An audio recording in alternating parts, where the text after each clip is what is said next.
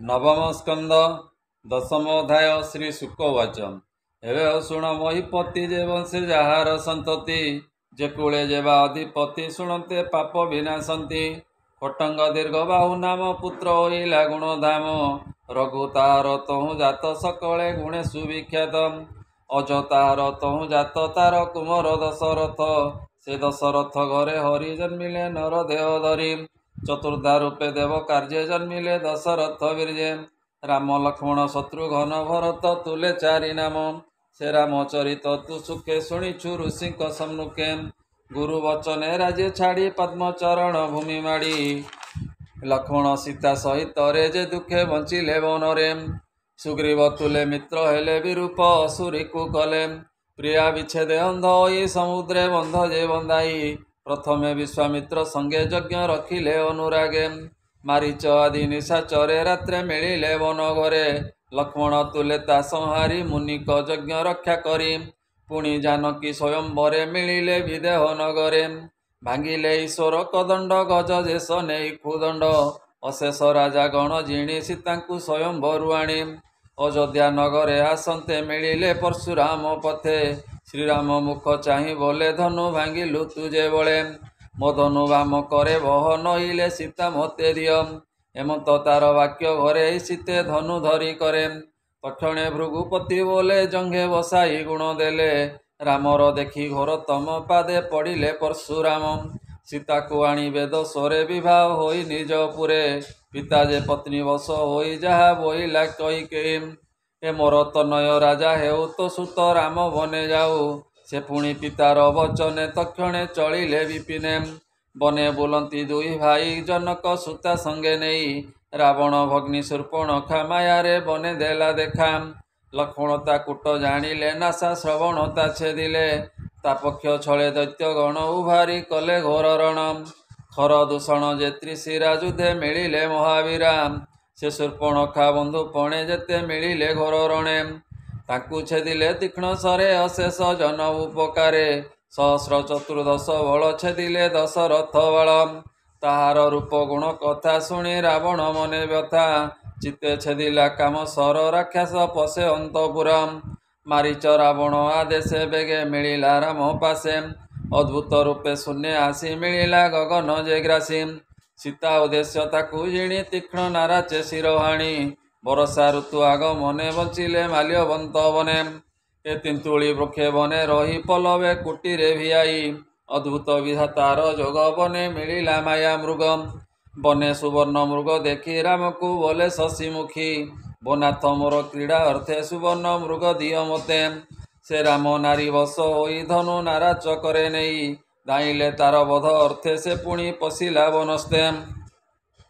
ताहाकु मारिबार काले शबद कला से विकले रख लक्ष्मण से बोइला जानकी शुणी भय कला लक्ष्मण जाओ बेग होई स्वामीर मुख न देखई तक्षणे धनु धरी हस्ते गले श्रीरामचंद्र पथे रावण मिली वृक्ष तले सीतांकु नेला अंतराळे सीता विच्छेद दुख मने मिलिले ऋष्य मूल बने से बने बालिकी संहारी सुग्रीव संगे मित्र करी अंगद हनुमान तुले समुद्र निकटे मिलिले प्रिया विजोगे दुख मन जानिले वरुण राजन स्वभावे दुर्गम गभीर बुलंती मगर कुंभीर तक्षणे निज रूप धरी राम चरणे नमस्कारी अनेक वाक्य स्तुति कला सेतु बंधने मार्ग देला बोलई भक्ति भाव बही रावण वध कर तुई सकल असुर संहारी वेगे तू लभ निज नारी तो जस रहु दस दिशे मुनिए गाइबे हरसे सुग्रीव बल हनुमंत अंगद घेनी कपिजूथ चलंतु रक्ष बल संगे लंका गमन कर वेगे निकुंभ कुंभ इंद्रजित धूम्राक्ष आदि जेते सुत ए आदि जेते घोर सैन्य कुंभ कर्णादि वीरमानम शूल खड़ग गदा जष्टि भूषण्डी नाना सरवृष्टि प्रहार असुर समूहे समूले जान्तु सर्वे खे सुग्रीव लक्षण सहिते गंधमादन हनुमंते हे आदि रक्ष बल तुले रावण संहार तु भले हेमते वरुणर वाणी शुणी चलिले रघुमणि संगते घेनी कपि बल लंकारे संजोग नल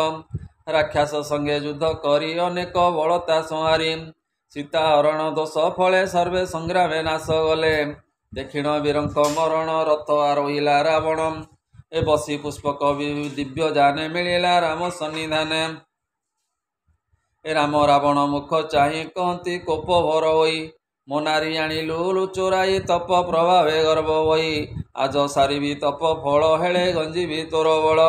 ଏମନ୍ତ କହି ରଘୁନାଥ କୋପେ କୋଦଣ୍ଡ ଧରି ହସ୍ତ, ବଜ୍ର ସମାନ ରାମ ସର ଭେଦିଲା ଅସୁର ହୃଦର, ରଥୁ ପଡ଼ିଲା ଭୂମି ତଳେ 10 ବଦନୁ ରକ୍ତ ଗଳେ, ଏ ଭୂମି କମ୍ପିଲା ଥର ହର ଶବଦ ଶୁଭେ ମହାଘୋର। ରାବଣ ହତ ଶୁଣି କର୍ଣ୍ଣେ ସମ୍ଭ୍ରମେ ଅନ୍ତପୁର ଜନେ, ତକ୍ଷଣେ ମନ୍ଦୋଦରୀ ତୁଲେ ରାକ୍ଷସୀ ଗଣ ଉଭାରିଲେ, ରୋଦନ କରନ୍ତି ବିକଳେ ଶବଦେ ଭୁବନ ଉଛୁଳେ, ମିଳିଲେ ରଣଭୂମି ମଧ୍ୟେ ସ୍ୱାମୀ ମରଣେ ମନ ଖେଦେ, ହୃଦୟ ବେନି କରତାଡ଼ି ହାନାଥ ବୋଲି ପାଦେ ପଡ଼ି, ରାକ୍ଷସ ନାରୀଙ୍କ ରୋଦନ ପୁରିଲା ଧରଣୀ ଗଗନ, କାନ୍ଦନ୍ତି ସ୍ୱାମୀ କୋଳ କରି ନାରୀଙ୍କ ସଙ୍ଗେ ମନ୍ଦୋଦରୀ, ଭନାଥ ତୋହର ମରଣେ ପଶିବୁ କାହାର ଶରଣେ, ଲୋକ ଏଇ ଋତୁ ରାବଣ ଅନାଥ କଲୁ ନାରୀ ଗଣ, ତୋର ବିହୀନେ ଲଙ୍କାପୁରୀ ଏବେ ହୋଇଲା ହତ ଶିରୀ, ତୁ ନାଥ କାମ ବଶ ହୋଇ ଛନ୍ଦେ ହରିଲୁ ବହି ଦେଇ, ସେ ଦୋଷ ତତେ ନାଶ କଲା ମରଣ ଦଶା ଦିଆଇଲା, ଅନାଥ କଲୁ 10 ଶିର ଆମ୍ଭ ସଙ୍ଗତେ ଲଙ୍କାପୁର, ହେବୁ ଦେହକୁ କଲୁ ଗୁଦ୍ର ଗ୍ରାସ ନରକେ ହୋଇବୁ ପ୍ରବେଶ, ଏମତେ ସର୍ବନାରୀ ଜନେ ପ୍ରାଣ ଛାଡ଼ିଲେ ହୁତାସନେ, ରହିଲା ମନ୍ଦୋଦରୀ ଶେଷ ଏବେ ଓ ଶୁଣ କୁରୁ ଶିଷ୍ୟ, ରାବଣ ଭାଇ ବିଭୀଷଣ ଥିଲା ସେ ରାମରେ ଶରଣ, ତାହାକୁ ଦେଲେ ମନ୍ଦୋଦରୀ ଲଙ୍କା ଅଧିପ ପଣେ କରି, ବୋଇଲେ ପ୍ରଭୁ ରଘୁବୀର ତୁ ଏବେ ପ୍ରେତ କାର୍ଯ୍ୟ କର,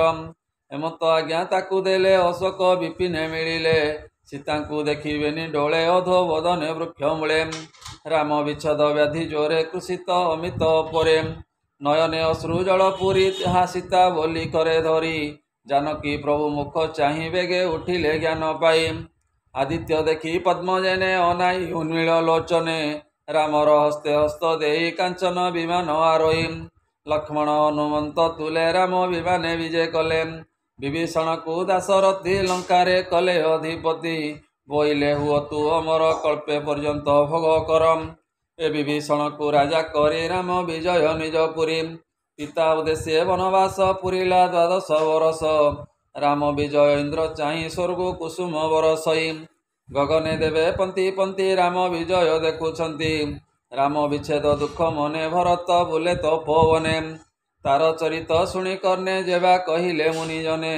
କଠୋର ତପବନେ କରି ସେ ବ୍ରହ୍ମଚାରୀ ରୂପ ଧରି,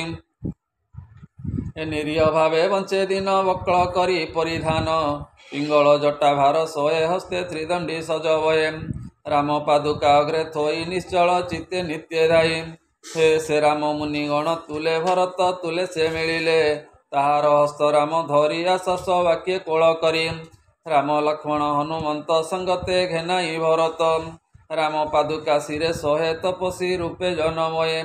ମିଳିଲେ ଅଯୋଧ୍ୟା ନିକଟେ ସରଜୁ ନଦୀ ପୂର୍ବ ତଟେ, ରାମର ଆଗମନ ପଥେ ମିଳିଲେ ପୁରୋହିତ ପାତ୍ରେ, ବେଦ ଶବଦେ ବିପ୍ରଜନେ ଶଙ୍ଖ ଶବଦ ବାଦ୍ୟ ଶୋନେ, ଦିବ୍ୟ ବିମାନେ ବସି ପଥେ ଧ୍ୱଜ ପତାକା ଶୋହେ ଯାନ୍ତେ, ଉତ୍ତମ ଅଶ୍ୱଗଜ ଜାନେ ବୀରେ ଧାମନ୍ତି ତୋଷ ମନେ, ଗଣିକା ଯୁଦ୍ଧ ଅଗ୍ରେ ଶୋଏ ମାର୍ଗେ ଚଳନ୍ତେ ଜନମୟେ, ବିବିଧ ଉପାୟନ ହସ୍ତେ ଜୟ ଶବଦ କରି ପଥେ, ଯୁବତୀ ଘେନି ଦୀପାବଳି ପଥେ ଦିଅନ୍ତି ହୁଳହୁଳି, ବିପ୍ରଙ୍କୁ ଦେଖି ରଘୁନାଥ ଶିରେ ନିବେଶିବେନି ହସ୍ତ, ଏ ବିପ୍ରଙ୍କୁ ନମସ୍କାର କଲେ ସୀତା ଲକ୍ଷ୍ମଣ ଭ୍ରାତ ତୁଲେ, ଅଯୋଧ୍ୟାପୁର ଜନ ଯେତେ ରାମ ଆଗମ ଦେଖି ପଥେ, ରାମ ଲକ୍ଷ୍ମଣ ସୀତା ଚାହିଁ ରଙ୍ଗେ ନାଚନ୍ତି ଗୀତ ଗାଇ, ରାମ ପାଦୁକା ଘେନି ଶିରେ ସଂଯୁକ୍ତେ ବାମରେ ସେ ଧରେ,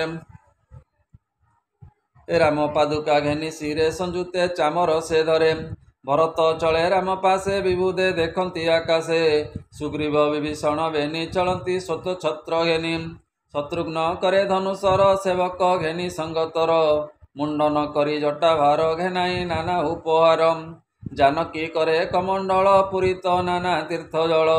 ଅଙ୍ଗଦ ହସ୍ତେ ଖଡ୍ଗ ଶୋଇ ସୁବର୍ଣ୍ଣ ସତେ ଚନ୍ଦ୍ର ଜଇଁ, ସଙ୍ଗେ ଚଳନ୍ତି ଯୁଥ ଯୁଥ ମଧ୍ୟେ ବିଜୟ ରଘୁନାଥ,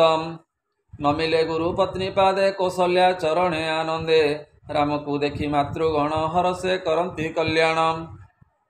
ଏ ପ୍ରାଣକୁ ପାଇ ତନୁ ଜେନେ ଉଠେ ଆନନ୍ଦେ ତୋଷ ମନେ, ତେସନ ହୋଇ ମାତୃଗଣ ରାମକୁ କରନ୍ତି କଲ୍ୟାଣ, ଆନନ୍ଦେ ଅଶ୍ରୁ ଜଳ ନେତ୍ରେ ସିଞ୍ଚନ୍ତି ଶ୍ରୀରାମର ଗାତ୍ରେ, ରାମର ଶିରେ ଜଟା ଦେଖି ସର୍ବେ ହୋଇଲେ ମନ ଦୁଃଖୀ। ତକ୍ଷଣେ ମିଳିଲେ ବ୍ରାହ୍ମଣେ ବଶିଷ୍ଠ ଆଦି ମୁନିଗଣେ। ମୁଣ୍ଡନ କରି ଜଟା ଭାର ଘେନିଣ ଗଲେ ଉପହାର।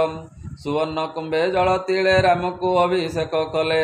ଉତ୍ତମ ବସ୍ତ୍ର ଅଳଙ୍କାର ରତ୍ନ ମୁକୁଟ ବାନ୍ଧି ଶିର। ଏ ଜାନକୀ ତୁଲେ ଅଭିଷେକ କଲେ ତ୍ରିଦଶ ଦେବଲୋକ। ରାମ ରାଜତ୍ୱ ପ୍ରଜା ଜନ ସକଳେ ହରଷିତ ମନ। କରନ୍ତି ସ୍ୱଧର୍ମ ଆଚାର ଏବେ ଶୁଣ କୁରୁବୀର। ତ୍ରେତୟା ବର୍ତ୍ତମାନ କାଳେ ଯେସନେ ସତ୍ୟ ଯୁଗ ମିଳେ। ରାମ ହୋଇଲେ ରାଜେ ରାଜା ସତ୍ୟ ଯୁଗର ପ୍ରାୟ ପ୍ରଜା। କରନ୍ତି ସ୍ୱଧର୍ମ ଆଚାର ଏବେ ଶୁଣ କୁରୁବୀର। ବନ ପର୍ବତ ନଦୀ ନଦ ଦୀପ ବରସ ସିନ୍ଧୁ ବେଦ। ପ୍ରଜାଙ୍କ କାମ ଧେନୁ ପ୍ରାୟ ସର୍ବେ ହୋଇଲେ ରସଦାୟ। ନାସିଲେ ଆଧି ବ୍ୟାଧି ବ୍ୟଥା ବୃଦ୍ଧେ ହୋଇଲେ ସାମରତା। ସେ ରାମ ଏକ ପତ୍ନୀ ବ୍ରତ ଆଚରେ ରାଜ ଋଷି ବ୍ରତ।